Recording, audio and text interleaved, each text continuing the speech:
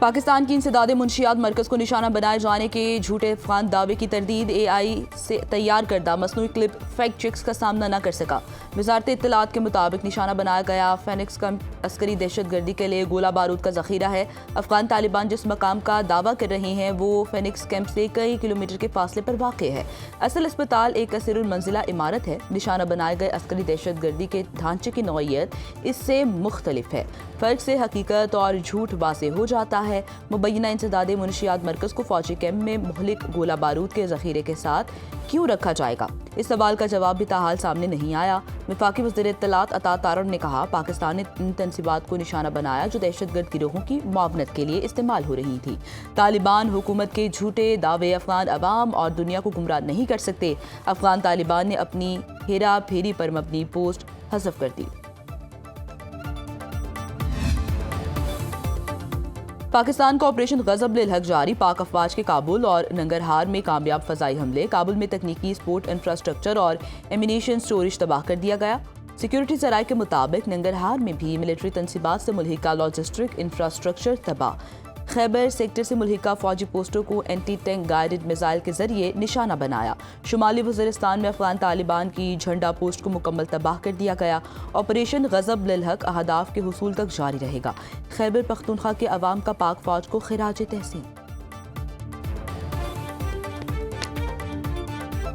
مارچ کی ایندھن ضروریات مکمل۔ اپریل کے لیے بھی منصوبہ بندی کر لی۔ وزیر اعظم کی زیر صدارت ایندھن کی بچت اور کفایت شعاری سے متعلق جائزہ اجلاس میں بریفنگ۔ وزیر اعظم کی وزیر پیٹرولیم کو درآمدات کی سپلائی چین بہتر بنانے کے لیے متحرک ہونے کی ہدایت۔ شہباز شریف کا حالات کی بہتری تک تمام اداروں کو ہنگامی اقدامات کے لیے تیار رہنے کا حکم۔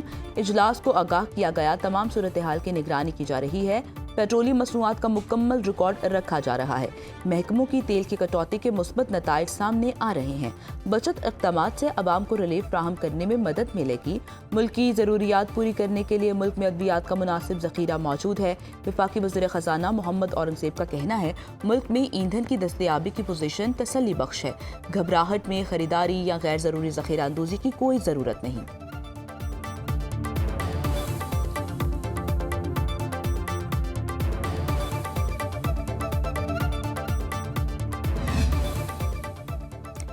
ایران نے آبنائے ہرمز مکمل کنٹرول حاصل کر لیا۔ امریکی جریدے بلومبرگ کے مطابق تہران نے سمندری راہداری میں ٹریفک کنٹرول نظام نافذ کر دیا۔ ایران جہازوں کو غیر روایتی راستوں سے گزارنے لگا۔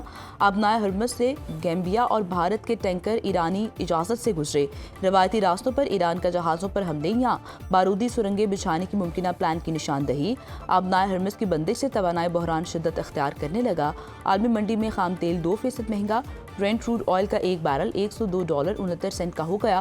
WTI $95.92 فی بیرل فروخت۔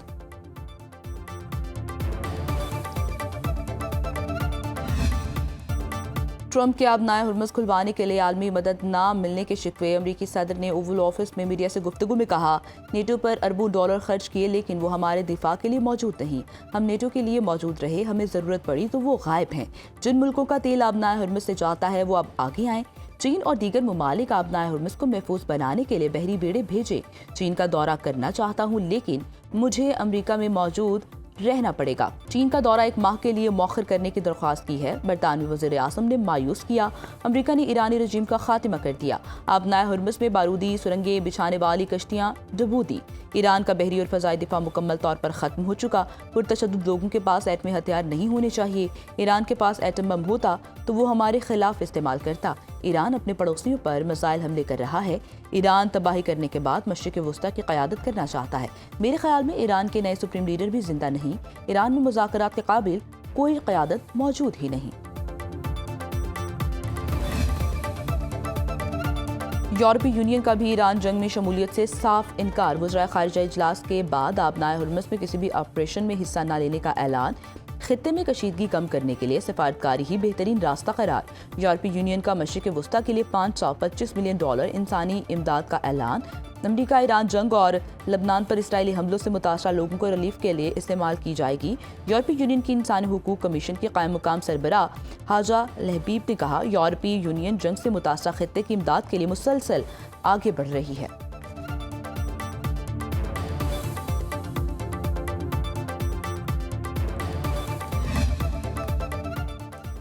جس ملک سے حرب پر حملہ ہوگا اس کی عائل تنصیبات کو نشانہ بنائیں گے، ایران نے خبردار کر دیا۔ ایرانی افواج کے ترجمان بریگیڈیئر جنرل ابو الفضل شکارچی نے کہا، ایرانی فوج جب وارننگ دیتی ہے تو اس پر عمل بھی کرتی ہے۔ امریکہ کو ایران پر حملے کے لیے اپنی سرزمین کے استعمال کی اجازت دینے والے پڑوسی ممالک کے توانائی کے مراکز تباہ ہو سکتے ہیں۔ امریکی صدر ایران کے خارق جزیرے پر تیل کے ذخائر پر حملے کا اشارہ دے چکے۔ اس جزیرے کے ذریعے ایران کی 90% خام تیل کی برآمدات ہوتی ہیں۔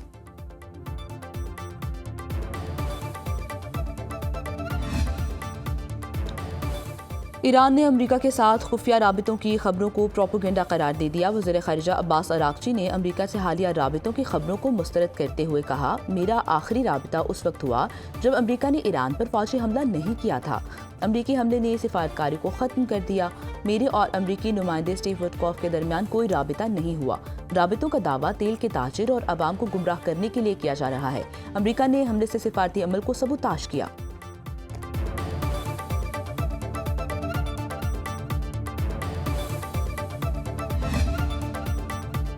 اسرائیل کا ایرانی نیشنل سیکیورٹی کونسل کے سربراہ علی لاریجانی کو شہید کرنے کا دعویٰ۔ امریکہ اور اسرائیل کے ایران پر نئے حملوں میں 9 افراد شہید، 7 زخمی۔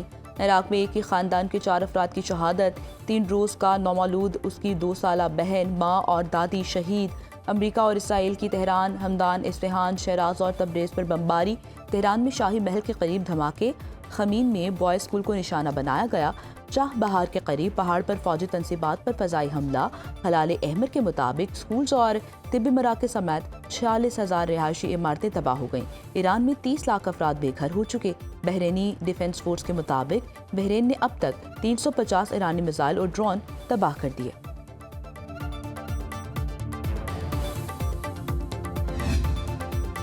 ایران میں اسکول پر امریکی حملہ عالمی قانون کی خلاف ورزی قرار۔ ایمنسٹی انٹرنیشنل نے بیان میں کہا، دل خراش بات ہے، بچوں سے بھرے کلاس رومز قتل گاہ بن گئے۔ اسکول کی معلومات نہیں تھی تو یہ بڑی انٹیلیجنس ناکامی ہے۔ حملے میں ملوث افراد کو انصاف کے کٹہرے میں لایا جائے۔ 28 فروری کو ٹوماہاک میزائل حملے سے طالبات سمیت 175 افراد شہید ہوئے۔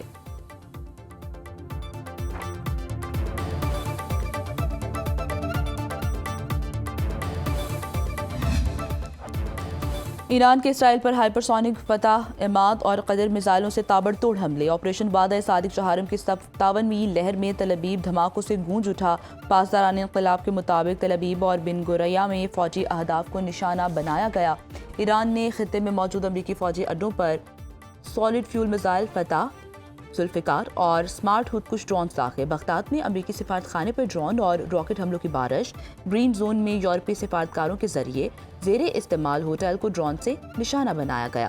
قطر کے العدید ایئر بیس پر میزائل حملہ۔ یو اے ای میں فجیرہ آئل زون میں ڈرون حملے کے بعد آگ بھڑک اٹھی۔ ابوظبی شاہ گیس فیلڈ کو بھی ڈرون سے نشانہ بنایا گیا۔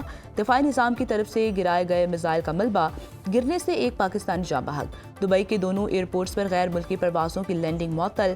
امریکی سفارت خانے متحدہ عرب امارات کے مطابق ایران کے میزائل اور ڈرون حملوں کی تعداد میں کمی آئی ہے۔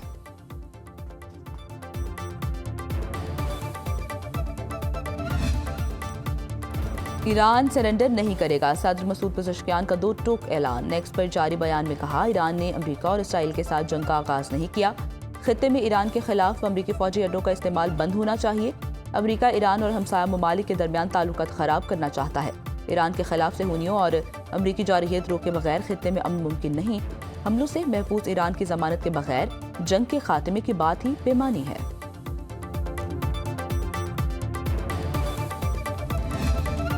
ایران کے نیشنل سیکیورٹی کونسل کے سربراہ علی لاریجانی کہتے ہیں، ایران امریکہ اور اسرائیل کے سامنے ڈٹ کر کھڑا ہے۔ مسلم ممالک کس طرف ہیں؟ جب ایران پر حملہ ہوا تو مسلم اکثریتی ممالک کی طرف سے حمایت نہ ملنے پر افسوس ہوا۔ ایران خطے پر تسلط قائم کرنے کا خواہاں نہیں، امت مسلمہ کو متحد دیکھنا چاہتا ہے۔ ایرانی نائب وزیر خارجہ سعید خطیب زادہ نے کہا، امریکہ نے ایران میں زمینی فوج اتاری تو اسے ایک اور ویتنام کا سامنا کرنا ہوگا۔ ایران سپریم لیڈر مجتبیٰ خامنہئی نے محسن رضائی کو اپنی فوجی مشیر مقرر کر دیا۔ پاسداران انقلاب کے سابق کمانڈر محسن رضائی ایران کے نائب صدر بھی رہ چکے ہیں۔ محسن رضائی کا کہنا ہے، جنگ کا خاتمہ تب ہوگا جب امریکہ خلیج فاج سے نکل جائے۔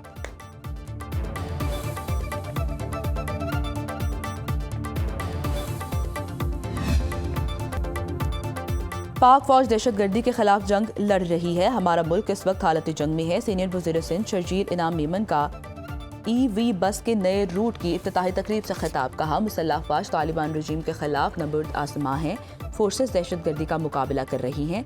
किसी मुल्क में हिम्मत नहीं कि पाकिस्तान को मैली आंख से देखें। सब जानते हैं पाकिस्तान एटमी ताकत है, हमारा दिफा मजबूत है। इसका क्रेडिट हमारे कायदीन को जाता है। ट्रांसपोर्ट के शोबे में बेहतरी के लिए इक़दाम कर रहे हैं। मेगा प्रोजेक्ट्स पर काम जारी है। अवाम से किए वादे पूरे कर रहे हैं।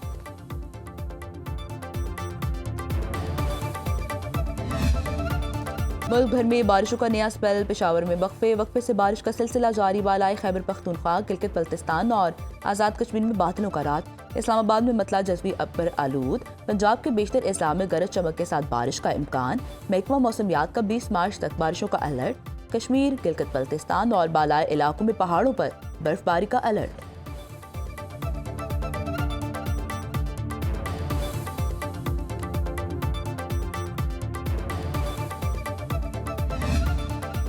पेट्रोलियम कीमतों में इजाफे से हर शय महंगी। गरीब के लिए ईद की शॉपिंग मुहाल। फैसलाबाद में शहरियों ने सस्ते कपड़ों के लिए लंडा बाजारों का रुख कर लिया। लंडे में 500 से 1000 रुपए तक सूट दस्तयाब। बच्चों के कपड़े और जूतों के साथ खिलौनों की डिमांड। महंगाई की वजह से वालिदैन के लिए ईद पर बच्चों को राज़ी करना मसला बन गया।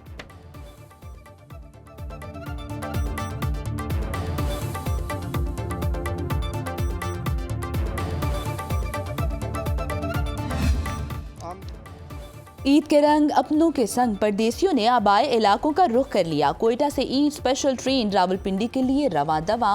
500 मुसाफिर लेकर ईद स्पेशल ट्रेन कल रावलपिंडी पहुंचेगी। पाकिस्तान रेलवे का ईद उल फितर के पहले रोज तमाम रिजर्वेशन दफातर बंद रखने का ऐलान।